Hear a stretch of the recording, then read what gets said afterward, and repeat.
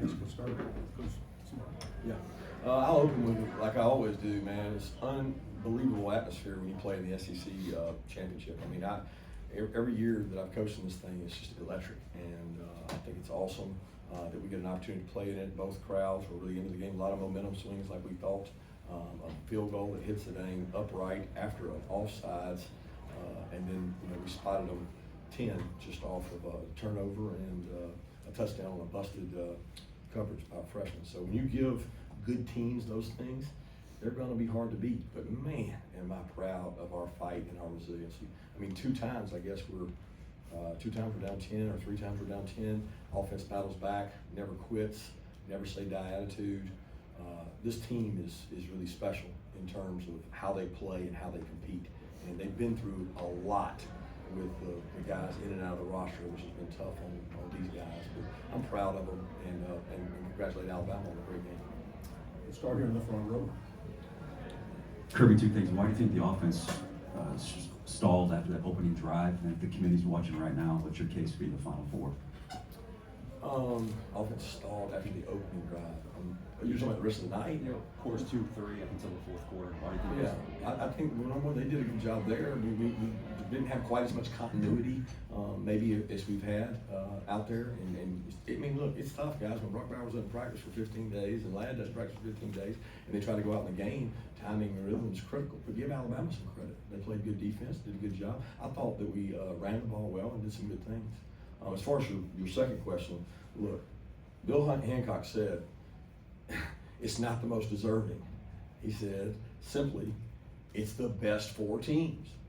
So if you're going to tell me somebody sitting in that committee room and doesn't think that Georgia team is not one of the best 4 teams, I don't know if they're in the right profession, because it's a really good football team. It's a really talented football team. It's a really balanced football team. So they have to make that decision. But it's the best 4 teams, and that's critical. Yeah, on that 4th and 4 play, Isaiah Bond comes down with it. Were you able to ask for a review? Did you get an explanation as to maybe why you weren't given a review on that play there? I don't. You're talking first half. Yeah, first half, right before the halftime. The first staple of any review is they review it up top, and they go quick. So for me to ask for a review, it cost me a timeout, but they get to watch it. So I was not aware of it being called or not called. I mean, I guess you're saying the replay showed that he didn't catch it. That was an extremely critical play of the game, because they go on to score now. Right here in the front row. For both players, could you just comment how tough it is going 12-0 through the season, and now your playoff future being in the hands of a playoff committee? Yeah, I mean, to go through a SEC schedule, 12 games, and to win each and every one, it's not something easy to do. It's not easy, but super proud of these guys, and obviously to come into this game and not finish the way that we wanted to, and kind of leave the destiny of our team in someone else's hands rather than us handling it ourselves. That's hard, but at this point it's out of our control. But we fought hard, and I thought throughout the season we showed that we were a really dominant team. Yeah, like what Carson said, it's tough. It's tough. I'm proud of the way the guys played tonight. A lot of guys had to step up, and then the guys stepped up, and I'm just proud of the guys. Go to the 3rd row. Kirby, why are you guys one of the 4 best teams, do you think? I think it's the eye test. I think you look at what we've done this season to go on the road, places on the road, the teams we beat, the teams that are in the top 20 that we were able to beat. And I think I don't know if this is right or not, but the CFP era, a team that goes in as 1, I don't think it's fallen out of that. And not that history says anything, but when you talk about 4 best teams, watch the game. Go ask NFL talent evaluators, go ask NFL scouts. It's about the best teams, and I have no question that it's not one of the best 4 teams, 100%. 3rd row. Question for Carson. Just what did you see on that end around that wound up being fumbled, and just how hard is that knowing that winds up being the difference in the turnover margin? Yeah, I mean, we've obviously practiced that play a ton. It's just a simple flip back and I'm not really sure exactly what happened. I'll have to go see it on film. I wasn't able to see the replay, but I flipped it, and then next thing I knew, all the guys were running, but then the ball's on the ground. So I really don't know what happened on that. Just go back and obviously hope to fix it if we ever run that play again. Smile, can you talk about just defending, David Passel with Chattanooga Times Free Press, can you talk about just defending Jalen Milroe and the challenges there, and especially that last possession when you wanted to get that stop? With how good of an athlete he is, it's a real big challenge. As far as defending him, it was some plays you did good on, it was some plays you could have fitted better on, and then that last drive just got to fit it better. Sorry, Joe. Joe Lamar from WSNB. For the players, what would it mean to you if the college football playoff committee gave you guys one more shot to play for a national championship? I mean, obviously, it mean everything to us. We fought so hard through the season. I mean, it's been a gruesome season. There's been guys out fighting to get back. I mean, just like Coach Smart said earlier, Lad Brock too. I mean, guys that are going to go on and play football for a long time haven't really practiced at all for the past 15 days, 2 weeks. And they're out there battling. Obviously, we think that anybody that steps out on that field is going to go execute and play. And obviously, I have a ton of confidence in every guy that's out there and love them to death. We're in there fighting together each and every day, but to be given that chance would be everything to us.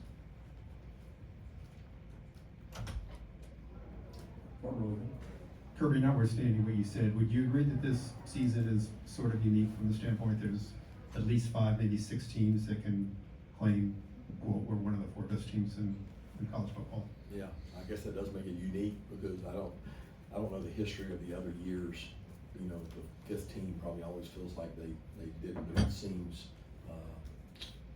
like this is the year that it should be the 4 best teams because you can make a case for deserving for everybody. And it's unfortunate that they're these kids who give so much and play so hard, not just at Georgia, all these schools, they don't get to decide it really on the field.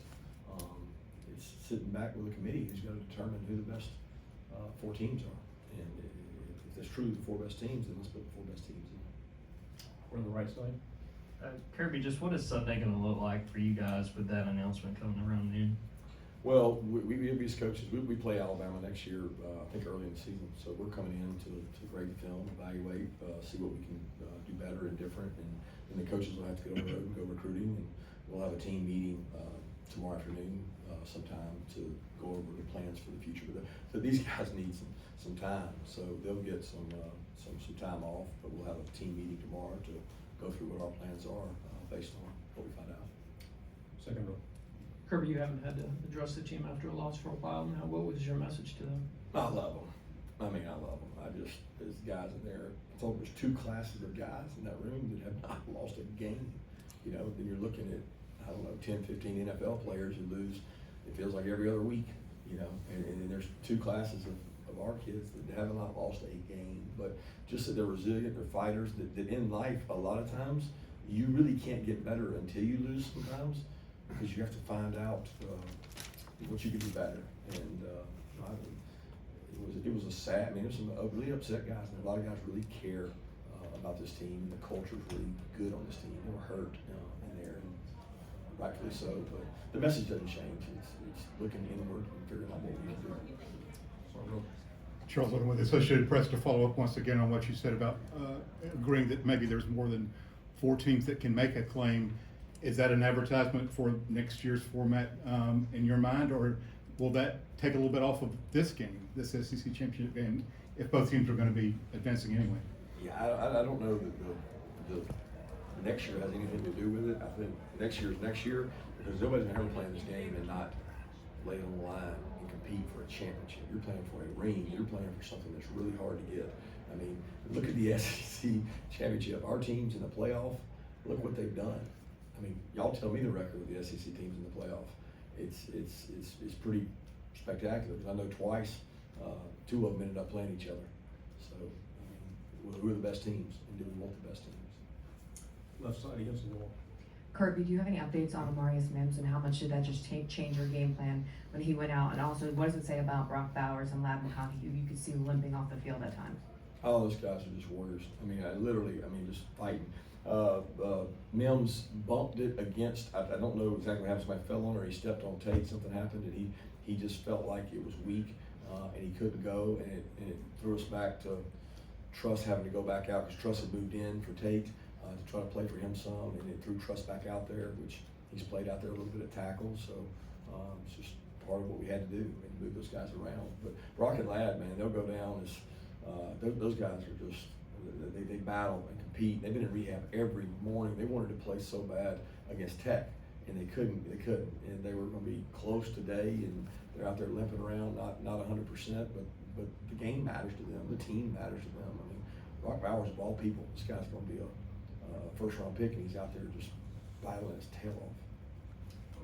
Yeah, what led to some of the short yardage issues? You guys had a couple 3rd and 2s, other ones where you just couldn't quite pick them up and had to punt there. Yeah, I have to watch and see. I mean, golly, we went backwards on 2 of them, I think. I mean, we had already decided we were going to go for it. We didn't lose yardage, and we lost yardage. I mean, the only thing I can say is they whipped us up front. I mean, even late there in the 2-minute drive, we had a 3rd and 1, and they whipped us, and we had to get it on 4th and 1 on the goal line. You know, they have big humans, and people always say, well, Georgia can run the ball. It's hard to run the ball when they have good size in there, and they're a physical front. But I was very pleased with the run game, not the conversions. That probably was the difference in the game, with the short yardage conversions and gifting 10 points away. We have time for 2 final questions. Anybody else? Okay, left side again. What's kind of the game plan tomorrow for watching? Are you guys gonna all be together? What does that kind of look like for you guys watching the Final Four? No, I said earlier, we were going to come in and grade them. I've already set the schedule for coaches. The defense will meet earlier. We'll go through the game plan and talk about things we can do different. And then offense will meet. There's a break in there for the coaching staff to be able to watch and do that. We're not bringing the players in until later to go over the schedule, so we'll have a better idea of what we're doing moving forward with them. I don't want to bring them in and not know information. So. Yeah, Carson, what'd you learn about yourself in this loss and, struggling at times, but then pushing through and getting touchdowns in your last few drives there? I mean, obviously, to always have the mentality to never give up. It's never over, and I truly believe that every guy on that sideline, through every second of that game, never gave up. And obviously, I'm super proud of this team, and it shows how resilient we are. Obviously, it didn't finish the way that we wanted to, but to see guys fight and care and love each other on the field and truly fight for one another is special. And I mean, it goes to say how special this program is and how Coach Smart has built this program. I mean, we just kept going out there and fighting and kept going, and obviously it didn't go our way at times, but just never give up. Okay, guys, thank you very much.